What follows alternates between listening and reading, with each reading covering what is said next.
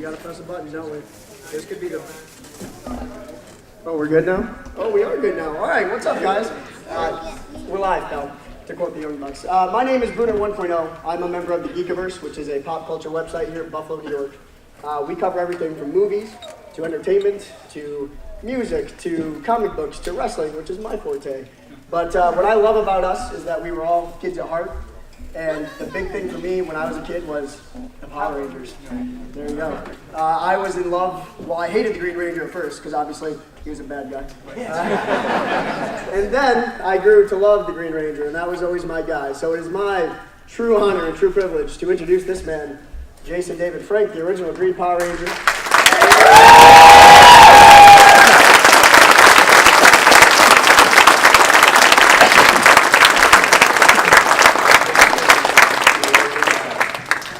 How y'all feeling today? Good? Good!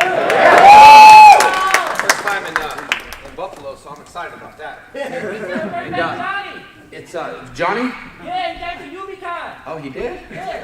Man, I tell you what, I like staying on this side of the border. Nothing wrong with Canada, I'm just saying. It's a lot easier staying on, getting over here to Buffalo than Canada. Anyway, it's been good so far. So this is your first time here? First time. What have you done so far? Have you been able to check out Nothing. anything? I've been traveling a lot, man. I mean, literally, it was like China and Holland and Dubai. And if you guys follow me, I can't even follow myself sometimes. My body's pushing buttons before I even figure out where I'm at. My mind's still over there in Tampa, so it will be walking here soon, or flying here.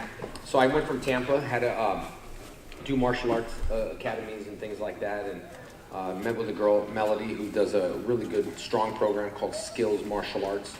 And we're looking about opening some schools around the world and, you know, all that stuff. So I'm excited about that. So it was a straight martial arts. I used to do a lot of martial arts seminars, business meetings, and just trying to help people, I think, be a little bit more successful in their schools, to be more successful in the community. If they're successful, then they have more people in their schools to teach. And I think karate schools kind of change people's lives, kind of like what Power Rangers has, right?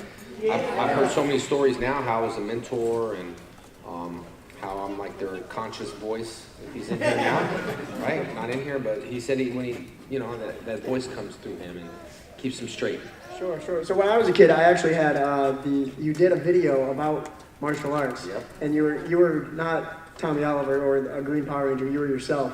And I remember thinking, like, man, if I follow this guy, yeah, I could be a Power Ranger. Yeah. It didn't happen, but, you know, I tried.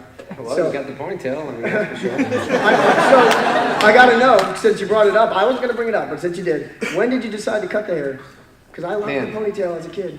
I had the ponytail for such a long time, doing kicks and spinning kicks that would, like, the ponytail would hit me right in the eye. And I don't know about your hair, but my hair wasn't straight.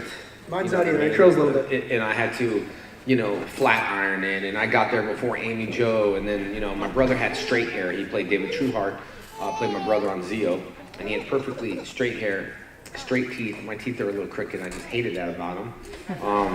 And my hair was curly, and so in the Turbo movie, I did not do anything. I just said, don't touch my hair, man. It's just the way I wanted to look. I was tired of getting into makeup early, and I just all natural look. So sometimes people are like, did you perm? I was like, no, dude. Just as bad, I flat ironed, so it's the same thing, right?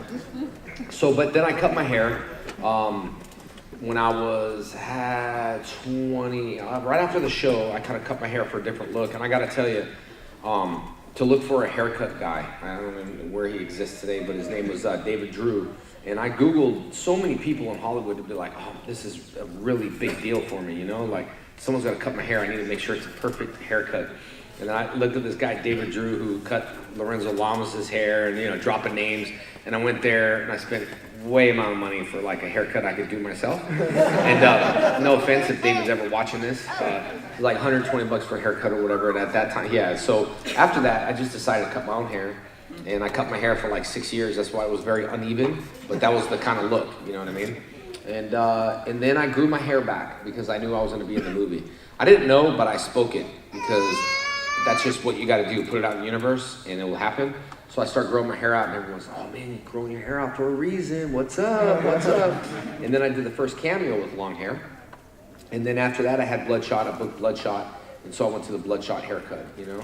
And in Hollywood, sometimes you gotta like gain weight, lose weight, gotta fit your role sometimes. And with Bloodshot, I was fighting at like 210 to 220 and then super heavyweight. I walk about 195 to 200.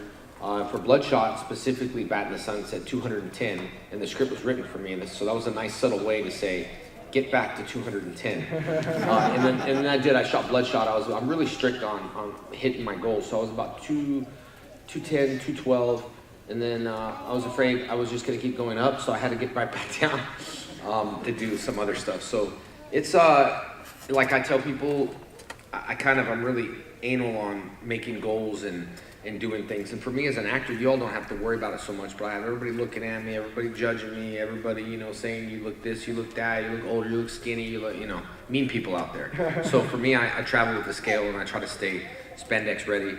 So I kind of know what I need. On cons, I don't eat that much. So that's why I was just trying to eat a sandwich real quick before I came out here, because we got photo ops and then signing. And then the VIP tonight.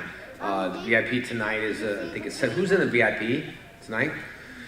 You know what's cool about the VIPs is a little bit, I don't know the promoters doing it, but what's cool is it's a little bit more quiet, a little bit more subtle, and you get all your questions answered, and so it's a little bit, I haven't done them in a while, so the promoter here put this on, so it's cool. It means very important Power Ranger. No, I'm just kidding. Very important person. So anyway, I think tickets are still, I don't know if they're sold out or not, but if you want to look into it, you might look into it. We'll find out for you. I'll let you know. But I'll be here no matter what. There you go. So you have been in the most Power Ranger episodes of any actor of all time, which I think is amazing, because I guess I didn't realize growing up how often you were there. Did you think it would, well, in a good way, because like I said, you were my favorite, man. Did you think this would lead to all of that? Hey, look at the little Green Ranger out there, and hey, what's up, buddy? I think he's gonna come in. He's got the old school sword too, like the he's like, what do you say, Sword of Darkness? He's like, I like the darkness sword. And I was like, yeah, Sword of Darkness. He knows what's up. So when I started the show, guys, I had 10 episodes. That's it. And I was told that I've told this a lot to every role I get. Emissary and Transformers, Bloodshot and the Ninjak versus the Valiant universe. Every role I get, Omniboat. I just did a movie, Robert Redford, Adam Devine. Every role I got always said, it's not going to be that big of a role, but we'll put you in it. And the reason why it's become big is because I put all my passion into it. People see my hard work, they see what I can do, and I don't really worry about what tomorrow brings, because I think if people worry about what tomorrow, you forget about what you need to do today. So if you're focusing on tomorrow, you're taking 20 or 30% away from what you're thinking today, so you won't have a better tomorrow. I know I lose people there, but if you focus 110% today, you will have a better tomorrow and you'll have a better future. You know what I mean? For example, if you're working in a job and you want to be a singer, and all you're thinking about is singing, but your A job that's trying to make you the money and pay for your stuff is going downhill. So then you give singing a shot. What's up, guys? You give singing a shot, and then it doesn't work, and then you say, well, I can never reach my goals, but that's not true. Everybody has an A plan, B plan, C plan. Your B plan is what gets you through life, and your A plan is what you need to follow in your passion. So when I started the show, I didn't really want to think 20 years from now, 25 years from now, although I do feel good that I don't have gray hair yet, but it's about to happen. I'll look like Back to the Future next year when I'm here. But, and it just happened. It was one of those things where I did not ask to be the leader. Leaders are born, and there's, everyone has a purpose in life. And if you're not, serving your purpose of what you're